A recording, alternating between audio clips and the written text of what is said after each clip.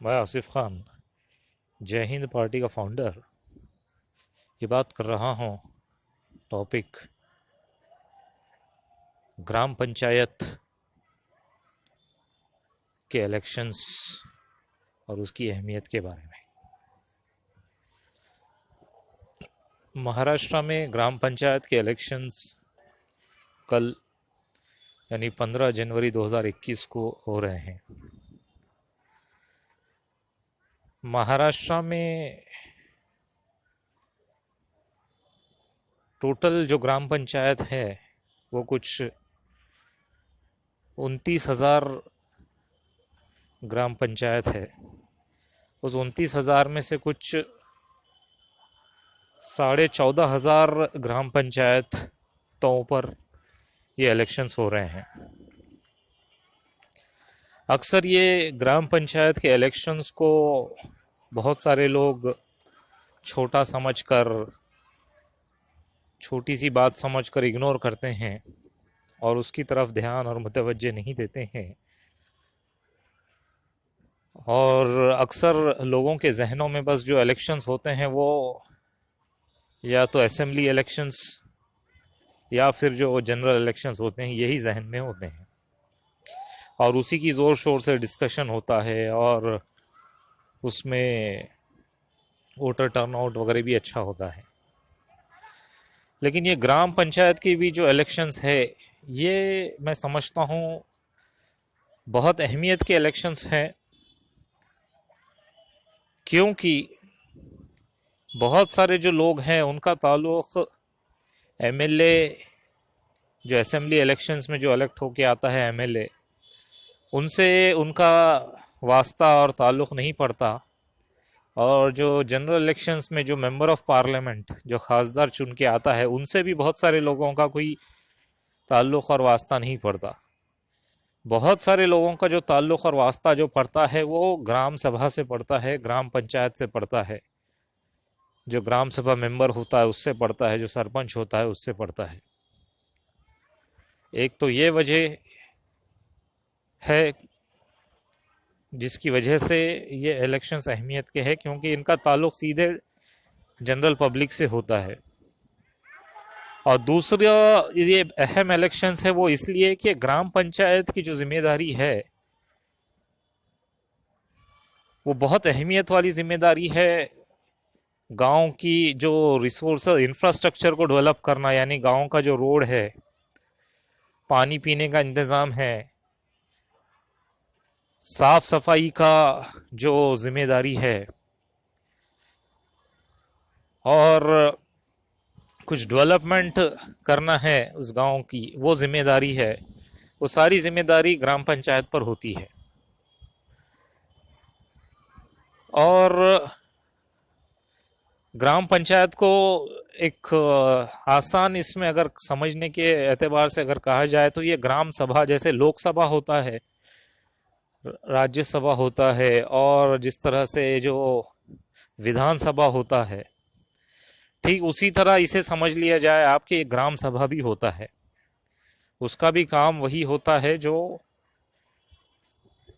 लोकसभा, विधानसभा, राज्यसभा का होता है। फ़र्क ये होता है कि ये ग्राम सभा उनकी ग्राम पंचायत और उनके जो विलेजेस है उनके ताल्लुक से रिलेटेड होता है। इसीलिए ये जो इलेक्शंस है ये काफ़ी अहमियत के हैं। और ये समझ लीजिए आप कि अगर ग्राम पंचायत सुधर गई हिंदुस्तान की और किसी भी इलाके की, जैसे पूरे हिंदुस्तान में कुछ 2.5 लाख ग्राम पंचायत हैं और ज़िले वाइज अगर देखा जाए तो ऑन एन एवरेज हर ज़िलों में 500 के करीब में ग्राम पंचायत होती है। यानी अगर आप ये समझो कि एक ग्राम पंचायत में कम से कम अगर 10 मेंबर, सरपंच को मिलाकर 10 लोग पकड़ा जाए तो हर ज़िले में 5,000 लोग होते हैं ग्राम सभा के, टोटल अगर किया जाए। और पूरे हिंदुस्तान में अगर देखें तो 2.5 लाख ग्राम पंचायत है, 10 भी अगर एवरेज पकड़ो तो ये 25 लाख ग्राम पंचायत मेंबर होते हैं। तो इसकी अहमियत ये समझना ज़रूरी है कि ये जो गाँव का जो डेवलपमेंट और जो पीस इम्प्रूवमेंट, चैन अमन सुकून तरक्की, ये ग्राम पंचायत अगर सही होगा, यहाँ से अगर ये एजेंडा से काम अगर होगा, चैन अमन सुकून तरक्की सबके लिए, जो विलेज है उस विलेज में सबके लिए, और उस विलेज में हर जगह पर अगर ये ऑब्जेक्टिव से ग्राम पंचायत काम करने लग जाएगा, तो ये ग्रास रूट लेवल से ही डेवलपमेंट होगी, और वो सही डेवलपमेंट होगी। नहीं तो सुपरफिशियली होगा काम। तो इसलिए जो ग्राम पंचायत को सही चुन, वहाँ पे सही कैंडिडेट का खड़ा रहना और वो उनमें से सही लोगों को चुनना, ये बहुत ज़रूरी है। और चुन करके फिर ग्राम पंचायत की क्या जिम्मेदारी होती है उसको भी लोगों ने उस ग्राम सभा को जताना चाहिए, और ग्राम सभा से फिर उनकी जिम्मेदारियों के तहत में काम लेना चाहिए। ये नहीं कि 5 साल खत्म होने के बाद में उस ग्राम पंचायत वाले, ग्राम सभा वाले फिर आ रहे हैं, और जैसे देखने में आया कुछ जगहों पर ग्राम सभा, ये ग्राम पंचायत के इलेक्शंस में बहुत सारे कैंडिडेट्स जा रहे हैं विलेजर्स के पास में, तो विलेजर्स पे कुछ लोग उन्हें गालियां दे रहे हैं, बुरा भला कह रहे हैं, और कह रहे हैं कि तुमने 5 साल में क्या किया और अब क्यों आ रहे हो। तो ये चीज़ मैं समझता हूँ जो विलेजर है, जो गांव वाला है, उसे भी सिर्फ 5 साल के बाद ही याद नहीं आना चाहिए कि उसका क्या काम है, बल्कि उन्होंने जो इलेक्टेड मेंबर है, जो ग्राम सभा है, उस ग्राम सभा को आए दिन याद दिलाना चाहिए उनकी जिम्मेदारी क्या है और उनकी रिस्पॉन्सिबिलिटी क्या है। और उसके तहत में उन ग्राम सभा की जो हायरार्की होती है, जैसे गवर्नमेंट का अपॉइंटेड एक सेक्रेटरी होता है उस ग्राम सभा में, उससे भी उन्होंने राब्ता कायम करना चाहिए।